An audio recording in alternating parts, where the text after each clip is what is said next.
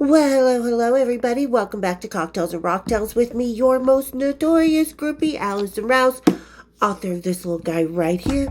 These little books where you can get that, all my merchandise, everything down in that description. Hit that link tree, see what sprouts up. Because a lot of things sprout up. I like it when they do. And I do look a little different today, you guys, because for some reason the light overhead was like doing these beams down in front of my face, and it's just the dark and the light. So sorry. But anyway, so as always, I like to start with being thankful so much to everybody here, everybody who's participating, just watching from the nosebleeds, who's making this channel awesome and really progressing it for me. You guys rock. And the people that are being able to come on, I've got some really killer ones coming. Like I said, a newer groupie who's going to be coming on, tell me what the scene's like today. I've got a couple other women who have met some pretty incredible people that are very extremely hard to meet. Little rock and roll royalty. So got a lot of really good stuff. Kristen's going to be in town next week, end of June. Next Thursday is the anniversary of John, so we're going to be doing a lot of filming. I've got an interview coming up with a really cool guy on a really cool new network who's been doing some really good stuff that I'm really like kind of in awe of him. So yeah, got a lot of cool stuff coming up. So thank you so much to everybody who's finding me, who's becoming part of the family, who's really like enjoying this channel. You truly, truly mean the world to me. And today we're going to talk about a band that I've hung out with quite a lot because of my friend Oris. And we are going to talk about Nickelback? Anyway, I gotcha. Anyway, so we're going to talk about the few times that I hung out with Nickelback because Oris was their FOH, their front of house. That's the soundboard that's in the middle of the crowd. The monitors, which are the rock stars, here is the one on the side. Anyway, we'll get into that. Well, I already did an episode on that, but all right. And today, you guys, we are going to have our local shades, the Kavik #1. I talk about this all the time. I love these guys because they've had this sour has been the #1 at the Great American Brew Fest in the United States for year after year after year after year. God, probably for 7-8 years now. So really, really awesome sour. If you guys get these locally, pick up any of your shades flavors. Like I said, my favorite is Taco Tuesday. Nice little kind of Michelada style with some spices. So good. Oh, love them. And I love some of their, what do you call it? Limited editions. Okay, so here we go. Everybody, grab your nickels, kick up your feet, and let's have a little cocktails and a rockatails. Okay, so I'm just going to put up my passes here. Oh, wait. I haven't got to cheers, big ears. Okay, cheers, big ears. Oh, it's so good. It's got this sour that's not too pungent, but just this little different flavor that I haven't tasted in other sours, in other flowers. So really, really good. I can see why it consistently becomes #1 at the Brewfest over and over again. They have a whole line of the peach cobbler that we've seen me drink, key lime pie, peanut butter jelly. They just do amazing, amazing flavors. So thank you, Shades, for being so badass with us locally. Okay, so we're going to talk about, because here's, all my passes for Nickelback right here. Put them up right there. There was another one that I had, a laminate that was Oris's that I gave back to him when I left that day because he collects his laminates just like we all do. So I gave it back. So that's the first time I was hanging out with him. And this is after John had passed. God, it had to be, where's I working? I don't even know if I was working at the time because I would like to work for a while, save up money, take time off, have money for my retirement. Anyway, so they were playing USANA Amphitheater here in Utah, which is way, way, way on the west side at the very edge of town. And it's just the most horribly built arena, outdoor arena. It's so fucking horrible. The stage faces west. So throughout the day, the artists have the sun in their eyes constantly. Yeah, good times. You can't really even see the light shows. It's hotter than fuck with the sun just beating down on anybody. There's no like shade shelters, nothing. It's just dusty, gross. I mean, it is like, I hate that. If the band's playing there, I'll see you the night before and after the show, but I'm not going out there. I hate that place. So my friend Paula, who I knew from high school, she decided to come with me, hang out, and she kind of was not so used to Oris's Bloody Marys, because Oris makes the best Bloody Mary. They are strong with a shot of fucking tomato juice, but they are so good. The spices he used, the different vegetables, and it's not like, the big old gotta have a chicken wing and a burger and, all this stuff, Tabasco dumped into it type of thing. I mean, it's just a really classic, super great taste, but they're super strong. Like, 2 of those is all I can handle all day, even though I usually drink 3 or 4. And I definitely did this night. So Paula's getting a little bit tipsy, hanging out, and she's doing good most of the night, just like I am. I'm having a good time. Here's a picture of me sucking a sucker on the side of this, on the FOH, having a good time, enjoying myself. Nickelback, they're not a band that I always would buy their albums, but they do put on a really good live show. I give them that, I think they do a great live show, the way they include the customers. The thumbnail for this episode right here is a tour after the one I'm talking about, where it was an indoor and they all kind of ran out to the FOH and jumped up onto the stage, went over the crowd. Just really cool. I mean, this was such a great shot to get. But anyway, so back to USANA. So we're standing on the FOH when that sucker picture was taken, and it's getting a little bit late. That's during the opening band, whoever the fuck they were. I think it was like Papa Roach and Toby. Oh, yes. Whole other story. But anyway, when you slept with as many rock stars as I have, something slip your mind.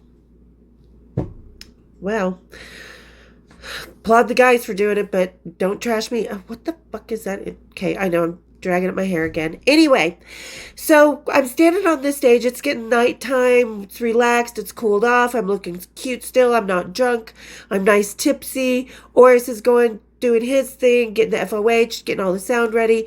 And I turn around. If anybody's a fan of Sex and the City, the original one, we all know the Miranda Baby Weight Watchers episode with the glazed donut guy. Well, guess who's standing on the FOH? Glazed donut dude. So he comes over and he's like talking to me, and we kind of walk to the side because people are trying to get through. Always get out of the way of the road crew. So we walk to the side, right? On the FOH, we're just standing there. We've got the tent over us. Got the little air coolers going. We're just enjoying our night. We both have one of Oris's brand new built Bloody Marys. It's so good. And I turn around and just like, oh, cool. That's cool. You were in Sex and the City, blah, blah, blah, blah, blah. So I turn around because Oris is like, hey, come here. Would you go grab me something? And I was like, yeah. And I start to turn around to walk to Oris. And I don't know who the fuck made a road case so small that's like this big. Like this big. Usually road case is like 3 feet tall, 4 feet wide. It's a big old thing. Oh no, not this one. Somehow this appeared out of nowhere. And I turn around, walking right onto my face. And everybody thinks it's because I'm drunk, and it's not. It's because I didn't see the damn fucking road case. I was focused on going to Oris to figure out what he needed me to go grab for him. Because groupies, we take care of our friends, our lovers, the band guys. We do for them because they do for us. So anyway, yeah, I fell on my face. Everybody thinks I'm drunk. No, Paula's just laughing her ass off. She's just wobbling like a fucking flagpole on a ship, just on a rough waters, just going to town. So by the end of the show, I mean, Paula's just wasted. She can't even walk. Just hits her between the sun, the Bloody Marys, everything. She's just gone. So Oris has to carry her up. And you saw it where the backstage is. You have to go down, and it's like this little thing that goes sideways. So, and I love you, Paula, but she's so embarrassed about this still. But don't be, because we've all been there. We've all been that drunk in rock and roll. Ask Vinnie Paul when he was driving my own car around Vegas going, I don't know where you live. That moment I didn't either, because I was passed out. Anyway, so he has to carry her up, whatever. I get her home. We pass out. She passes out in my guest room. Cool. Anyway, so that was like the first time I met Nickelback. Bunch of cool guys. They're kind of, just Canadian, married, hang out, watch hockey, So the second time we're hanging out with him, Oris calls up. I've got, double Cammy the linebacker, trying to give her a second chance. We go hang out. And I had a little secret on that tour that I didn't tell anybody. Because, and this is one of the times I really love about rock and roll, and I actually really enjoy hanging out this day with Nickelback for this purpose. So they had a chef that came with them, and he did a lot of barbecues for him. Just had these two huge, barrel grills and stuff. Just really, really amazing. Was making this killer shrimp. He was Australian, if I remember correctly, and we all just hung out in the parking lot. All the buses parked there. The buses had made this big space so we could have privacy, but still have, jumping to and from the buses. So he's just barbecuing, having a good time. While we're just eating, we're drinking the Bloody Marys again. My Cammy's with me. My friend Amber's with me as well. We're just relaxing, enjoying the day. Oris and Cammy are kind of getting along really well. God, she went psycho over him. Oris, you have no idea. Whew. He did something good to her because, damn, it's all she talked about for days, months. And she lied to her other friends about it, no doubt. She was always making stuff up. But anyway, I was trying to give her a second chance, we've grown up, blah, blah, blah. Fine. She's off with Oris. So, Oris and we were going to Megadeth later that night because Megadeth was playing at the Delta Center, Vivint Arena now, I think. But anyway, so we were going to barbecue, go later to... Wait, no, that was the next time they were in town. That's right.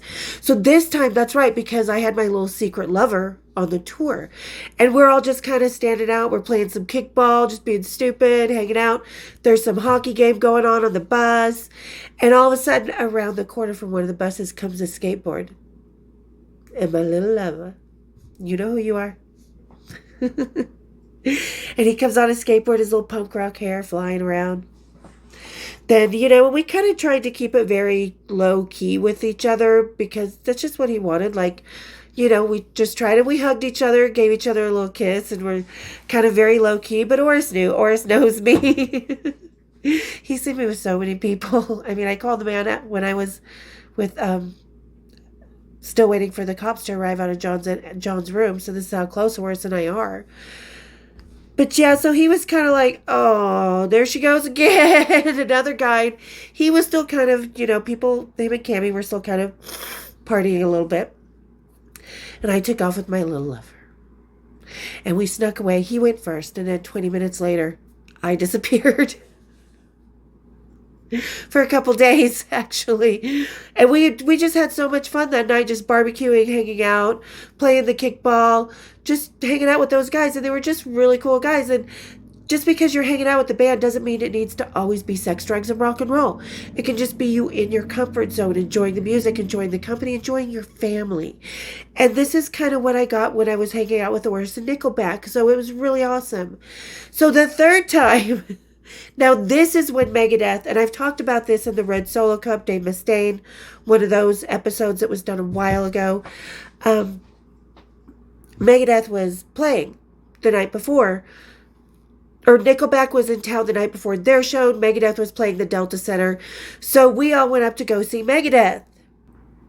And it was just Oris and I. We had no clue that, Chad was going to be there, the lead singer, Chad Kroger. And I wish I could get this picture from Oris. I've just never asked him for it. But so we're all hanging out backstage. We're talking. And Oris is like, come on, we're going to Dave Mustaine's dressing room. And I'm like, oh, goody. And this is when I was in the process of writing my book. I was, kind of taking it slow at the time. And so we go into Dave Mustaine's dressing room. He was like, hey, nice to meet you. I'm like, oh, we've met. Because last time he saw me, I was blonde when he and I were together. So I'm like, oh, we've met. Dio, when you guys were opening up for Dio, he's like, ooh, that was you, huh?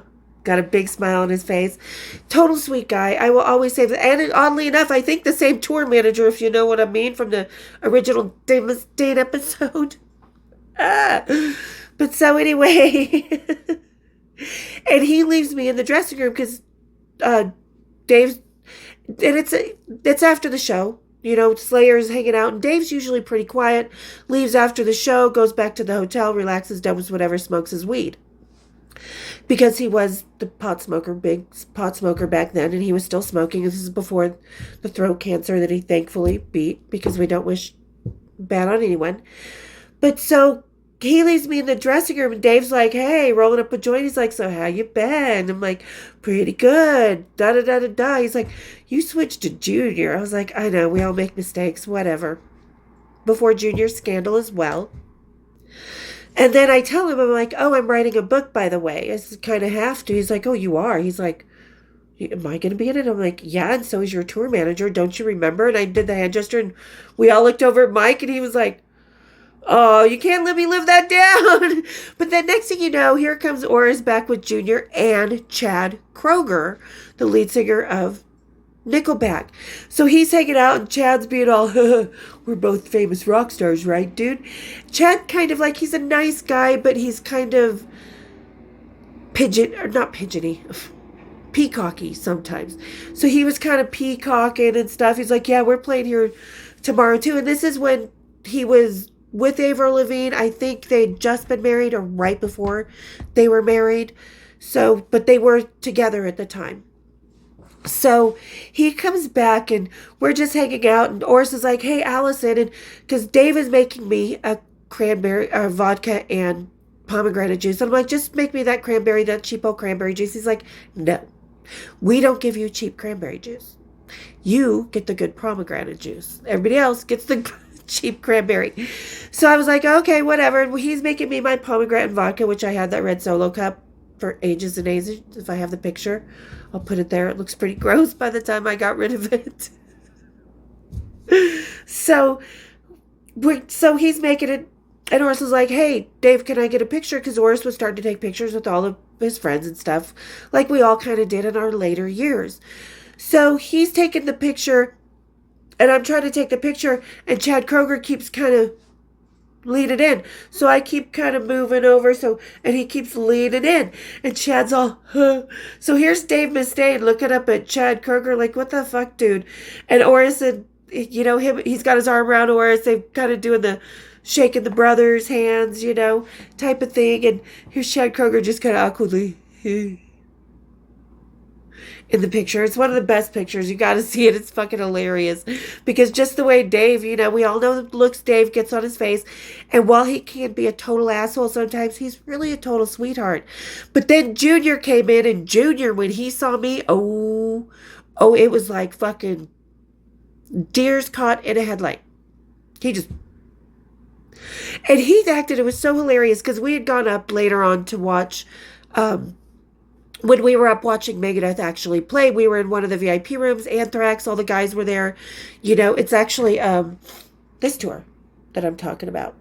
So the guys from Slayer, Anthrax, everybody was in this VIP while we were watching Megadeth, and Junior's talking to Oris, and Oris is like, he thinks you are here because you want to fuck him. And I'm like, oh no, I did that once. That's all I needed with Junior. Oh. And then Chad Kroeger's coming and he's like, how you been? And he's like, yeah. And you can tell Chad, he's like trying to put his arm around my waist. He's like, I've got you. I'll protect you. I'm like, dude, if we were down a dark alley and there was a serial killer, I'd count on myself to protect you. No offense, because I think Chad's a nice guy. But like I said, they really are. And that was just kind of a funny night. Just hang out, smoke pot, went home. Went to Nickelback the next night, which is where the green picture was taken, the thumbnail. But like I said, they always put on a really killer show. And they are the nicest people. But I was not allowed, because two of the guys had their wives out with them that time. So I was not allowed to go to where Nickelback's, dressing rooms were. I couldn't go to the right. I could only go left, and I had to stop at a certain, because the wives can't see the groupies. No, it's a parallel life. So we can never intersect. So as a groupie, and even though I wasn't with any of their husbands, I still had to hide myself. And that's, Marie was with me during that time. And yeah, Bush was there. I believe one of the times, I think that's when Bush was opening for him. And I was hanging out talking with Gavin while Oris was working. Yeah, just a really fun time. So there you go. There's my little story about hanging out with Nickelback a few times, filling my face in front of the glazed donut guy who was trying to get my glaze onto his face. But I just know No, it kind of, that whole scene, it just, no, no. I like to get my face glazed in more of an anti-Kip Winger kind of way. Not in there, but no, I'm kidding. I'm so kidding. Anyway, but there you go. There's my times hanging out with Nickelback, thanks to Oris. Always had a good time. They're really kickback guys. They just like to enjoy some beer, some good barbecue, and a good show. And they do really, really put on an excellent show. So if Oris goes to works for him again, he hasn't been out with him lately because he's out with another band. And yeah, I would go see him again because, yeah, they do put on a really good show. And I hope they have that same chef because that shrimp was really good that he barbecued. Oh my God. It was so good. There was just something, a spice, and it was just as perfect crispy. It was so fucking good. So good. So yeah, I'd go hang out with Nickelback again. Platonically as friends, just because they're cool and because I always have a good time hanging out with Oris. He's a fucking king. So there you guys go. There's my little Nickelback slap back. Like I said. But it was kind of really sad because when they do the song Photograph and they go through all the memories, a lot of times on the big screens, they show shots of him and Vinnie Paul. And this is before Vin died. So I'd always see that and I would just stop and look up and see the big picture of Vincent Paul reminded when we were on the big screen during Ozfest making out on the side of the stage like two drunken fucking chickens. But okay, so thanks again for everybody who makes it to the end of the video. You guys rock. I just really, truly appreciate the love and support. Truly amazing. I'm so excited with some of the stuff coming up. Like I said, Kristen and I are going to be filming. I've already told her I want her to film her own takeover episodes so we can kind of transition this into more of a podcast. So lots of awesome things coming up, you guys. So excited. And again, thank you as always. Don't forget to go down. People just haunt the channel.